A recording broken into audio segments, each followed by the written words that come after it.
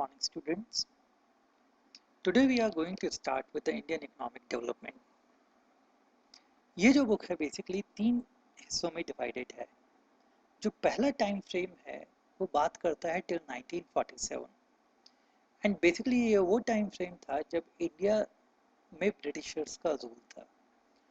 सो इस पार्ट के अंदर we talks about the problems faced by the Indian economy and the effect of Britishers on the Indian economy. The second time frame relates to the time period between 1947 to 1991. जैसा कि हम सबको पता है 1947 India got its independence and at the same time we also got the partition. The country is divided between the East Pakistan, West Pakistan and India. So basically ये time frame के अंदर India के सामने क्या क्या challenges थे, उनको पूरा करने के लिए गवर्नमेंट ने क्या क्या गोल्स तैयार किए और इन गोल्स को अचीव करने के लिए क्या पॉलिसीज बनाई, हम वो पढ़ते हैं. जो थर्ड पार्ट है बुक का वो बात करता है after 1991. So basically in 1991 new economic policies were introduced और हमने अपनी इकोनॉमी के अंदर बहुत सारे चेंजेस देखे इस पर्टिकुलर टाइम फ्रेम के बाद में. तो आज जो है हम पहला पार्ट जो है इस बुक का स्टार्ट करने वाले हैं which is Indian economy on the eve of independence. So as we all know that Britishers ruled India for about 200 years and all this is started with the Battle of Plassey in 1757. क्योंकि India जो था एक colony था British government का, उनकी बहुत सारी colonies थी, तो इसी वजह से हम ब्रिटिश रूल को कॉलोनियल रूल भी बोलते हैं. इंडिया को अपनी इंडिपेंडेंस 1947 में मिली, but during these 200 years British government excessively exploited the Indian resources for their own interest. अब इसका मतलब क्या है? इसका मतलब है कि ब्रिटिशर्स ने यहाँ पर सिर्फ अपने फायदे के लिए काम किया, इंडियन इकोनॉमी के लिए कोई भी काम नहीं किया. इंडिया को वो एक सप्लायर ऑफ रॉ मटेरियल के तौर से देखते थे. ये रॉ मटेरियल्स यहाँ से प्रोक्योर करते थे जिससे कि ब्रिटेन की जो इंडस्ट्रीज हैं वो काम कर सके, वो फ्लरिश कर सके. एट द सेम टाइम वो इंडिया को मार्केट के तौर पे भी देखते थे जिससे कि जो भी ब्रिटिश इंडस्ट्रीज में सामान बनता था उनको यहाँ पे बेचा जा सके. तो इसी को हम टू फोल्ड पॉलिसी भी बोलते हैं. तो ब्रिटिशर्स ने इंडिया को एक्सप्लॉइट किया है, एक्सेसिवली एक्सप्लॉइट किया. और ब्रिटिशर्स के आने से पहले we all know that India is a very prosperous country. हमारे हैंडीक्राफ्ट इंडस्ट्री जो थी वो वर्ल्ड फेम की थी, वो वर्ल्ड में डोमिनेट करती थी because of their quality. But Britishers ने जानबूझकर इस इंडस्ट्री को खत्म कर दिया और वो इसीलिए खत्म किया कि जिससे कि उनकी इंडस्ट्रीज के लिए इंटरनेशनल मार्केट्स में एक रूम तैयार हो सके जहां पे वो जाके ट्रेड कर सकें और डोमिनेट कर सकें. तो Britishers turn the Indian economy as a feeder economy to sustain their rapidly expanding modern industries.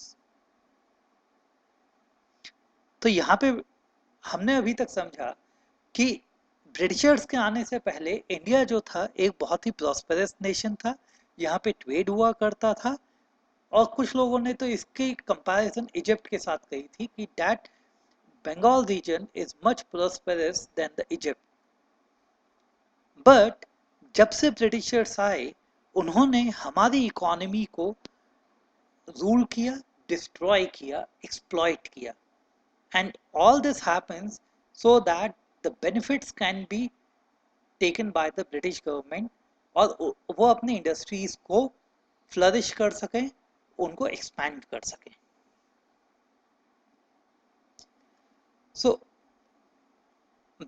before the British colonial rule, India was mainly an agrarian economy. Agriculture economy से क्या मतलब है कि ज़्यादातर लोग एग्रीकल्चर के अंदर एंगेज थे और जो कल्टीवेशन होता था वो सेल्फ कंजम्पशन के लिए होता था, यानी कि वो उसको मार्केट में बेचने के लिए नहीं करते थे, वो अपनी ज़रूरतों के हिसाब से चीज़ें प्रोड्यूस करते थे और कंज्यूम करते थे। इंडिया की जो हैंडीक्राफ्ट इंडस्ट्री थी उसकी इंटरनेशनल मार्केट्स में मोनोपोली होती थी, जैसे कि हमने आपको अभी बताया, and this happens due to the fine quality. जो हमारे कारीगर थे उनकी क्वालिटी इतनी अच्छी हुआ करती थी कि वो वर्ल्ड में डोमिनेट करते थे। इंडिया की इंडस्ट्रीज जो थी जूट और कॉटन के अंदर, वो भी वर्ल्ड में डोमिनेट करती थी। अभी जो रीजन बांग्लादेश में चला गया है, वहां की कॉटन की एक वैरायटी है विच इज मलमल। It is the finest quality of the cotton और वो सबसे अच्छा कॉटन माना जाता है वर्ल्ड के अंदर। But all these things were destroyed by the Britishers. जब भी हम बात करते हैं इंडियन इकोनॉमी की, तो बेसिकली इकोनॉमी की कैरेक्टरिस्टिक्स क्या थी on the eve of independence. The first one was the low level of economic development, second the state of agriculture. when we discuss the characteristic, then we discuss the state of Indian industry, the state of foreign trade, the state of infrastructure, occupational structure and demographic conditions. So students, यहाँ पे आपको ध्यान देना होगा कि ये वो सारे पॉइंट्स हैं जो हम कवर करेंगे अपने चैप्टर के अंदर। ठीक है, तो सबसे पहले चीज जो डिस्कस करते हैं that is the indicator of the economy. हम जब भी किसी इकोनॉमी की बात करते हैं कि वो प्रॉस्पेरस है, डेवलप्ड है, डेवलपिंग है, बैकवर्ड है, तो ये दो इंडिकेटर सबसे जरूरी बन जाते हैं। One is the per capita income and second is the GDP growth rate. क्योंकि ब्रिटिश गवर्नमेंट जो था वो एक्सप्लॉइट करती थी इंडियन इकोनॉमी को for their own self interest. उन्होंने कभी भी इस एरिया पे काम नहीं किया to determine the growth rate, to determine the GDP और to determine the per capita income of the Indian economy. और उसका रीजन ऑब्वियस था, क्योंकि अगर वो इन डेटास को रिलीज करते तो दुनिया के सामने उनकी असलियत आ जाती कि इंडिया को वो कैसे रूल कर रहे हैं, और ये एक सोशल टेंशन भी क्रिएट कर देता इंडियन इकोनॉमी के अंदर। सो उन्होंने कभी इसके ऊपर काम ही नहीं किया। कुछ लोगों ने काम किया जिनका जिक्र हम अभी करेंगे, उनकी फाइंडिंग्स भी कुछ इसी तरीके की रही जो दिखाती थी कि British government exploited the Indian economy. During the first half of the 20th century, real output was around 2% and the per capita output was estimated around 0.5%. ये डेटा बहुत इंपॉर्टेंट है, एग्जाम्स के अंदर 1 मार्कर के तौर पे पूछ लिया जाता है, तो आप इसको अच्छे से देख लीजिएगा। ये वो इकोनॉमिस्ट थे जो अंडर द ब्रिटिश गवर्नमेंट काम कर रहे थे। Dadabhai Naoroji, VKR Rao, Findlay Shirras, William Digby, ये सभी लोग per capita income, GDP growth rate, national income computation के लिए काम कर रहे थे। But because under the British rule data was not available easily, तो इन सबके जो रिजल्ट्स थे कुछ कंफ्लिक्टिंग थे। एक यूनिफॉर्म चीज जो सामने आ पाई वो ये थी कि इंडियन इकोनॉमी बैकवर्ड इकोनॉमी बन गई है और वो स्टेगनेंट इकोनॉमी बन गई है। और जब हम इन सभी लोगों के काम की बात करते हैं, then the work of VKR Rao was considered to be the most significant work.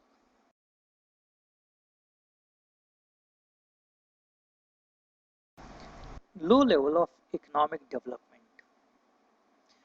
Colonial government brings a fundamental change in the Indian economy by converting it as a supplier of raw material to the British industries and consumer of their finished goods. Students, हमने इस point को अभी थोड़ी देर पहले भी discuss किया था कि before coming of the British government Indian economy was self reliant. हम अपनी ज़रूरतों के हिसाब से चीज़ें प्रोड्यूस करते थे और उनको कंज्यूम करते थे, and these goods are not meant to be sold in the markets. But with the introduction of the Britishers, they convert the whole structure of the economy. Now, we are working as a supplier of raw material for the British industries. और हम उनके लिए consumers भी बन गए थे, उनके finish goods के लिए, जो कि वो यहाँ पे आके बेच सकते थे। तो ब्रिटिशर्स जो थे वो दोनों ही तरीके से विन विन सिचुएशन के अंदर थे। Now we are talking about the state of agriculture. Basically, agriculture sector is most important when we talk about the Indian context. चाहे वो इंडिपेंडेंस के टाइम की बात करें, चाहे आज के टाइम की बात करें, majority of the population was engaged in agriculture sector.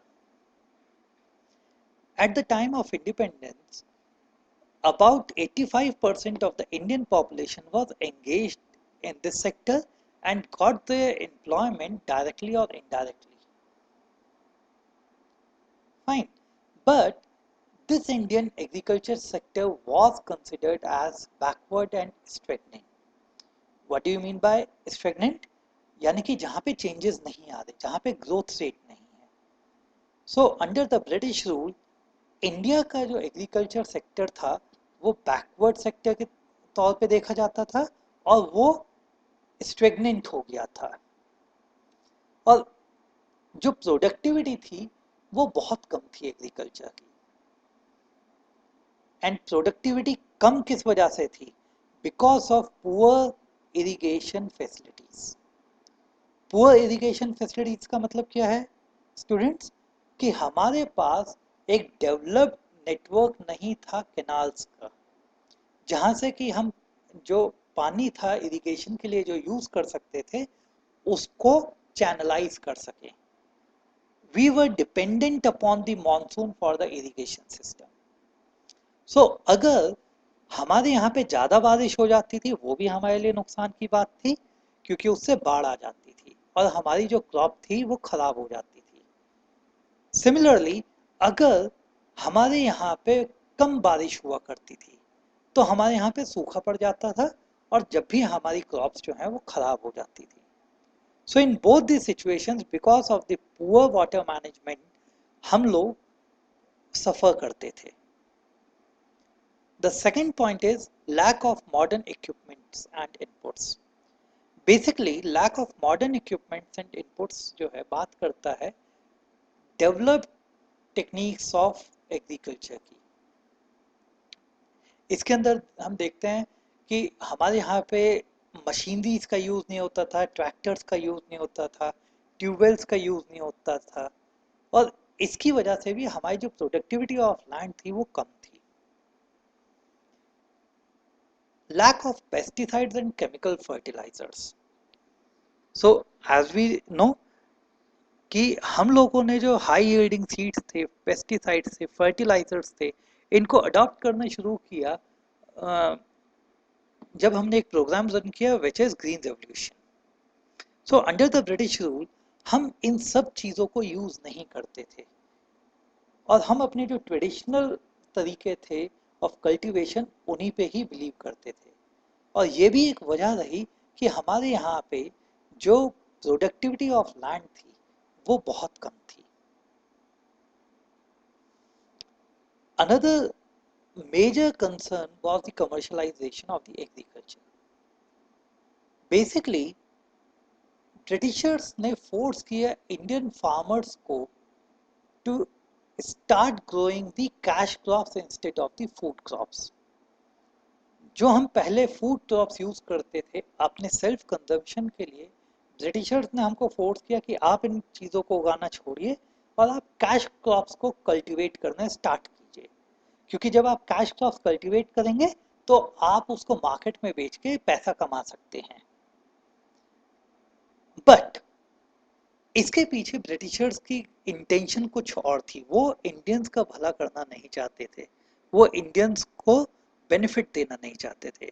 Basically वो इसलिए कर रहे थे ये सब जिससे कि ये कैश क्रॉप्स जो थी can be utilized in the British industries as a raw material, और इसी रॉ मटेरियल को वो प्रोसेस करके फिनिश गुड्स के तौर पे हमको बेचा करते थे, जैसे कि इंडिगो की हम बात करें। तो जब इंडियंस ने ये काम करना स्टार्ट किया, they start growing the cash crops, so this created a shortage of food crops in the country. अब हर चीज हम लोग मार्केट से खरीदने लगे, बट मार्केट में भी वो चीजें तभी आती जब कोई उनको कल्टीवेट कर रहा होता, और जब हमारे यहाँ पे बाढ़ आ जाती है, सूखा आ जाता है, जब हमारा एग्रीकल्चर प्रोडक्टिविटी और कम हो जाती, तो कंडीशंस जो थी वो और खराब हो जाया करती थी। The next point about the agriculture sector is the land settlement system. Basically land settlement system बात करता था जमींदारी सिस्टम की। जमींदार्स कौन थे? जमींदार्स इंटरमीडियरीज के तौर पे काम करते थे between the British government and the farmers और द पीजेंट्स। और इन जमींदार्स का काम हुआ करता था कि ये लोग टैक्स को वसूलें फार्मर्स से और उसको डिपॉजिट करें गवर्नमेंट की ट्रेजरी में, और ये सब करने के लिए ही उनको ये पोस्ट दी गई थी जिसको हम जमींदार बोलते हैं। सो बेसिकली जमींदार जो थे वो टैक्स कलेक्शन एजेंट्स थे ब्रिटिश गवर्नमेंट के। ये जो टैक्स कलेक्ट किया करते थे, the rate of tax and the date of deposition of the tax, ये दोनों ही स्पेसिफाइड गवर्नमेंट किया करती थी। गवर्नमेंट बताती थी कि आपको कितना टैक्स कलेक्ट करना है और इसको कब तक जमा करना है। अगर ये जमींदार पर्टिकुलर डेट तक टैक्स को जमा नहीं करते थे गवर्नमेंट के पास, तो ये अपना जो ये एक औहदा था जमींदारी का, ये इनको लूज करना पड़ता था। So because of this zamindars exploit the poor farmers, चाहे उनकी कंडीशन कुछ भी रही हो, चाहे प्रोडक्शन अच्छी हुई हो या बुरी हुई हो, ये इस टैक्स को कलेक्ट करते थे और इसको जमा करते थे ब्रिटिश गवर्नमेंट के पास। वो बिल्कुल भी कंसर्न नहीं थे कि फार्मर्स की कंडीशन क्या है, और इसी की वजह से एक सोशल टेंशन भी क्रिएट हो गई थी इंडियन इकोनॉमी में। और जो फार्मर्स थे, क्योंकि उन्हें टैक्स जमा करना होता था, इसके लिए वो लोन भी लिया करते थे, जिसकी वजह से उनका डेट और बढ़ जाया करता था। और जैसा कि हम लोग जानते हैं कि उस टाइम पे rate of interest was quite high, तो ये डेट बढ़ जाने की वजह से भी उनकी कंडीशन और ख़राब हो जाया करती थी। स्टूडेंट्स, यहाँ पे मैं एक चीज़ और बताना चाहूँगा, जो हम टैक्स की बात करते हैं उस टाइम पे इसको लगान बोला जाता था। तो zamindars used to collect the lagaan from the farmers and deposited into the government treasury. The last thing is the partition of the country. जैसा कि मैंने आपको बताया 1947 के अंदर India got partitioned into East Pakistan and West Pakistan. एक बहुत बड़ा पार्ट हमारी फर्टाइल और इरिगेटेड लैंड का पाकिस्तान में चला गया, और दूसरी तरफ एक पोर्शन हमारा बांग्लादेश में चला गया। बेसिकली बांग्लादेश के अंदर हमारा जूट इंडस्ट्री या जूट प्रोड्यूसिंग एरियाज थे। ये जूट प्रोड्यूसिंग एरियाज बांग्लादेश में चले गए, जबकि जूट प्रोसेसिंग इंडस्ट्रीज जो थी वो इंडिया के अंदर रह गई।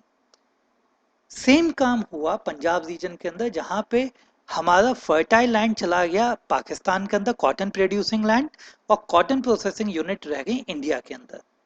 सो इसकी वजह से हमारे जूट और कॉटन प्रोसेसिंग इंडस्ट्री को शॉर्टेज हो गई रॉ मटेरियल की, और जिसकी वजह से उन्होंने सफर किया।